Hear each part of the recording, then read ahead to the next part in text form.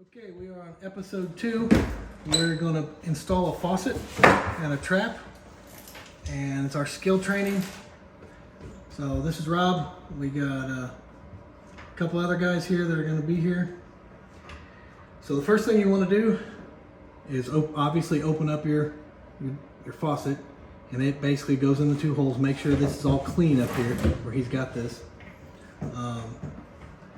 So basically 2 nuts go on the bottom. As soon as he gets the nuts on, he is going to install braided 3/8 inch braided lines that go to your hot and cold. Your cold is always on the right and your hot is always on the left.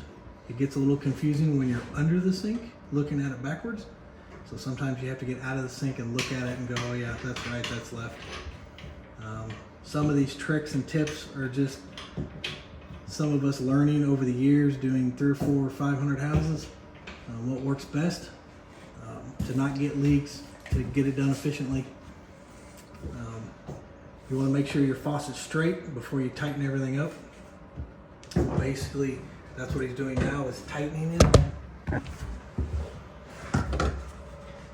The right and the left side.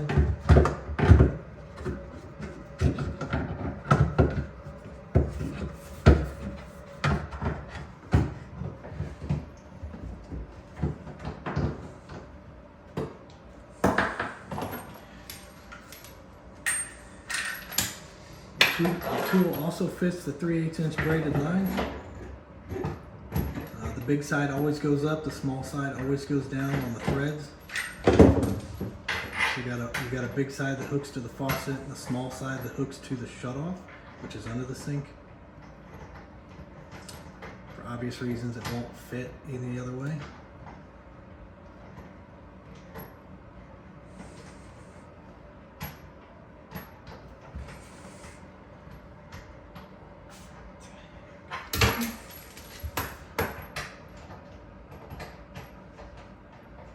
It does make it difficult to get it started threaded if you're not laying under there. Kind of go by feel. You can lay under there and you can kind of see what's going on. You want to make sure it's not cross-threaded. If it's cross-threaded, obviously it will leak. The tool fits around the braided line and tightens it up. You don't need to be more than like hand tight, because these are sealed rubber grommets that go on there. You know, I call it man tight, so one good strong turn is good enough. It's important that cold is always on the right, hot is always on the left. It's pretty much the same everywhere. Occasionally you'll get one that the plumber, you know, did some plumbing backwards or something, and that's just hit and miss.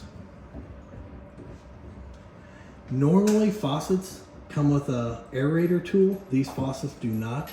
There's an aerator in the end of this spigot.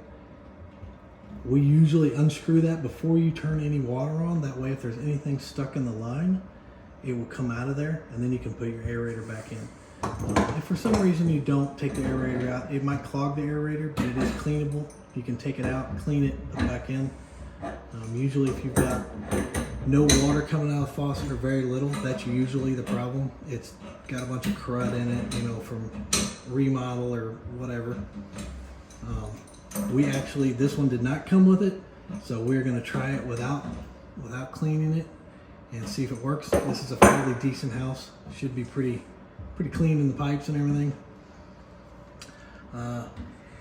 So the next step after you get those hooked up is hooking up your drain. And some of these are just tricks that we've learned over the years. I'm sure a plumber might have a different way. These are just the ways that we have found that best fits everybody, and it doesn't get any leaks, and it goes on pretty good.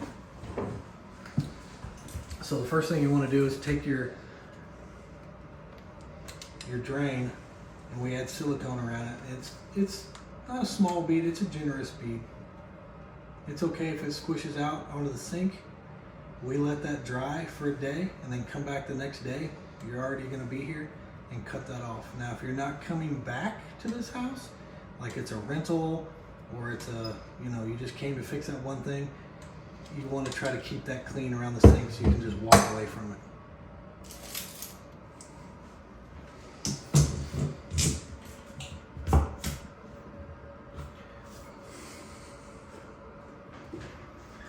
You can see how it squishes out on the sides. If you let that dry for 24 hours, it will just cut off the next day, and it shouldn't be a big deal. Your next step is you got this nut that goes onto the drain. It's always a good idea. You can see where the packaging, I don't know if you guys can see that, it's got a divot in it. And that's just how it was packaged. Some of them are worse than others. You can see it right there. So we always put just a little bit of silicone. You don't have to get carried away. It's just to make it slippery and seal up really good. And the best way is to leave it on here, run your silicone around there, and then eventually you'll put your nut on there, holding it, screw the nut on.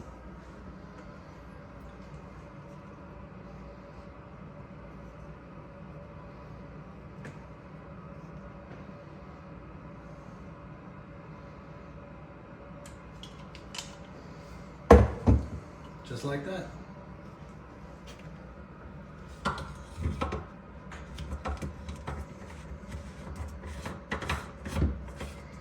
This needs to be just a little bit more than hand tight. You know, you don't want to get, very rarely put a wrench on it. You can if you want, but it doesn't need to be. With the silicone on there and it's slippery, it goes pretty tight, pretty easy.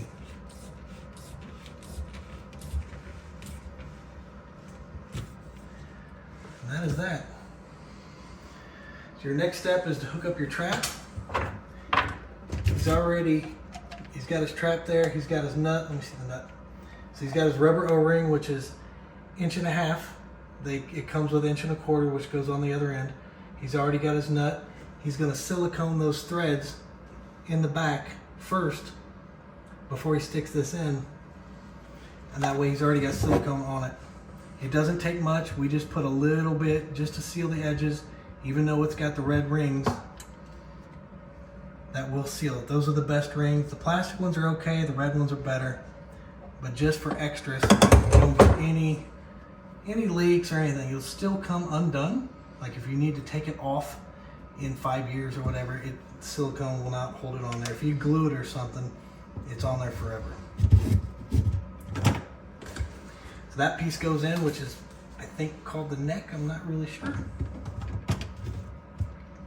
Now the other piece, you can see how it's loose. And it comes with another rubber grommet that is smaller for 1.25 inches.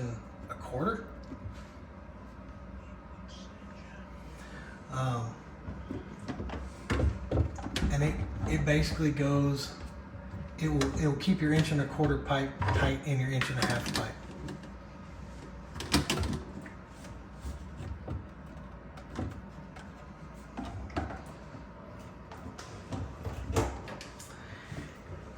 And you can see his drain up there.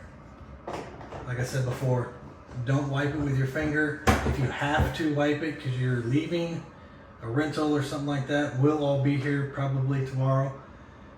So you can just take a knife and cut that off and it'll come off like a big ring.